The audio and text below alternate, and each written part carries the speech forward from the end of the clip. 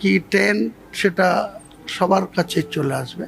তো আমি আপনাকে প্রেডিকশন করছি যে দাদা, আমার খারাপ লাগছে বলতে, তবুও বলছি যে এখানে লাস্ট মুহূর্তে বহরমপুরের সচেতন নাগরিক বুদ্ধিজীবী মানুষ তারা ভেবে নিয়েছে যে 2021-এ বিজেপিকে ভোট দিয়েছিলাম, তারা 77-তে আটকে গেছিল। এবার তাদের বহরমপুরের মানুষের ধারণা যে বিজেপি যেভাবেই হোক ক্ষমতায় চলে আসতে পারে, এই ধরনের তাদের একটা ধারণা।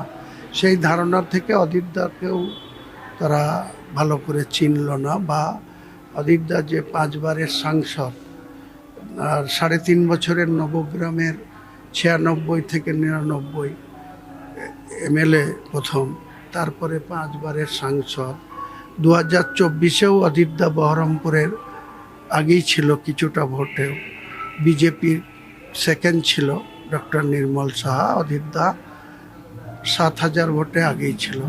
সেই তুলনায় তো অধীরদা জিতা উচিত, কিন্তু আমার প্রেডিকশনে অধীরদা জিতছে না, অধীরদা হারছে, এখানে বিজেপি উইনিং হচ্ছে। আপনার প্রেডিকশনে গোটা রাজ্যে কি হতে চলেছে?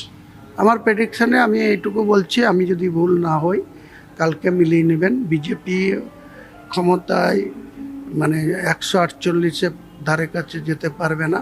হাইয়েস্ট বিজেপি সিট পেতে পারে 130, তার টপকাবে না।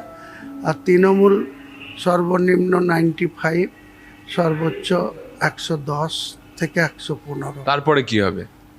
তারপরে তো খেলা শুরু হবে।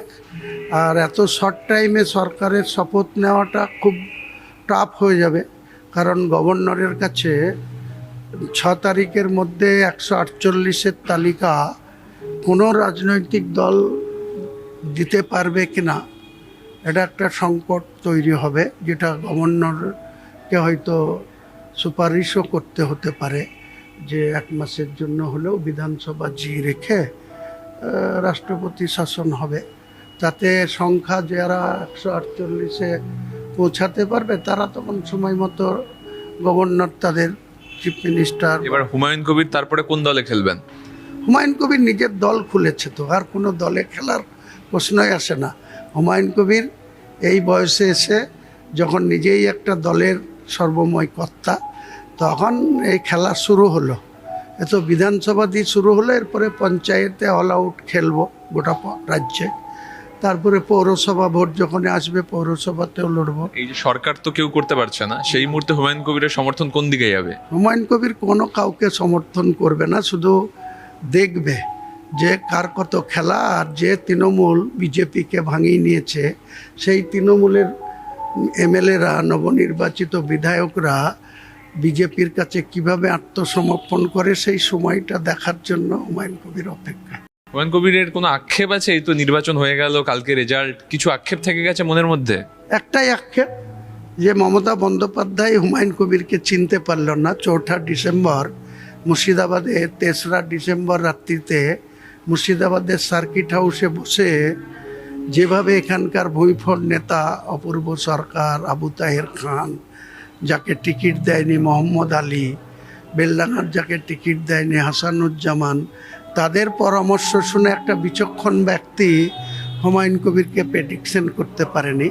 আজকে হুমায়ুন কবির গোটা রাজ্যে তৃণমূলকে ক্ষমতার জায়গায় আর পৌঁছাতে দেয়নি। এটাই হুমায়ুন কবিরের মানে স্বস্তি বলেন, জয় বলেন, আত্মবিশ্বাস বলেন, বা নীতিগতভাবে মমতা ব্যানার্জিকে একটা উপযুক্ত শিক্ষা দেওয়া, এটা আমি গর্ববোধ করছি। হুমায়ুন কবির যদি তৃণমূলে থাকতেন, এই নির্বাচনটা হতো, তাহলে অঙ্কটা কেমন হতো? অঙ্ক পুরো আবার মেজরিটি পেত, হয়তো 200 পেত না, কিন্তু 170-75 পেত। একা হুমায়ুন কবিরই খেলে দিত। যে মুসলিম সম্প্রদায়ের ভোটে 3 বার মুখ্যমন্ত্রী হয়েছে, হুমায়ুন কবিরকে বলা হলো বি টিম, ভোট কাটুয়া। হুমায়ুন কবির যে ভোট কাটুয়া না, হুমায়ুন কবির যে ক্যাপ্টেনশিপ করে, এ টিমের ক্যাপ্টেনশিপ করে, কোনো বি টিমের করে না, সেটা কালকে